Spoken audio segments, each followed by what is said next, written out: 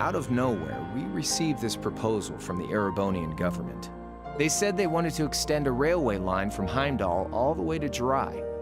We relied on the sea for trade before, but there wasn't any reason to believe we couldn't benefit from being connected to Heimdall by rail. The proposal drew overwhelming support from the city's council, and as a result, my grandfather was forced to accept. Within a year, the city had all of its old life back and then some. The streets were more bustling than ever. But keep in mind, this was a result of huge amounts of imperial capital flowing into the city. Land and buildings we once treasured were bought up left and right. Everything became a target for investment. People only cared about making money. Something similar supposedly happened in Crossbell too, but unlike there, no opposition existed in Jirai. My grandfather sensed something was off, and he tried what he could to get the situation under control. Then one day, someone blew up the railway line leading to Jirai.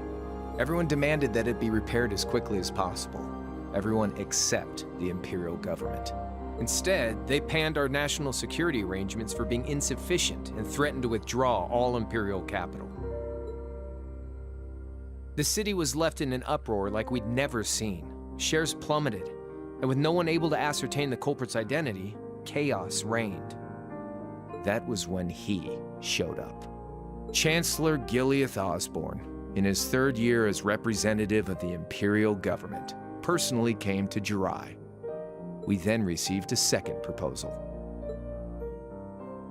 The restoration of the railway and its future security will be seen to by the Imperial Army. In return for our continued assistance in safekeeping, Jirai will come under the wing of our glorious empire and attain even greater prosperity as a special economic zone. The timing was too good to be true, really. Realizing this, my grandfather staunchly opposed the idea. He tried everything he could to convince the city's council to reject the offer.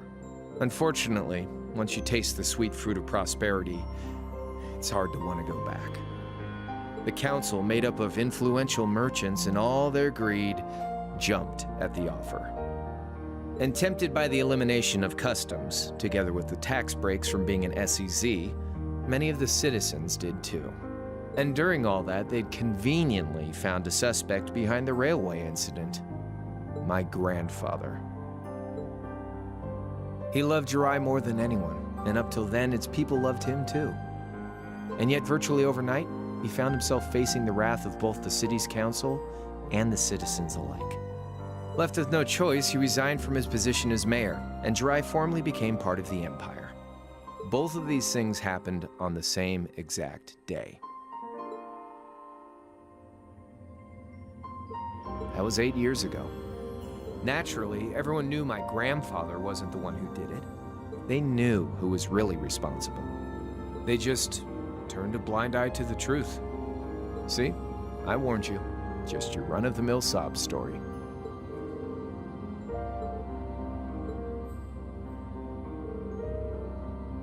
One day, he just up and died. Once he resigned, the whole affair with the railway getting blown up was all but forgotten. He lived comfortably in retirement for about half a year, fell ill, and that was that. He just lost the will to go on, I guess. Like I said, he was the only family I had. I mean, I had plenty of friends even then, but I chose to leave it all behind. I was 13 at the time. I wandered the land, doing whatever I had to get by. That was when I met old Cayenne, who happily indulged my hatred for the Chancellor. And with his financial backing, I went out with the goal to find others who were just like me. That was the beginning of the Imperial Liberation Front. Gideon, Scarlet, and Vulcan were among those I recruited. I'd also met Vita then. I only knew her as the woman who would often come to see Cayenne.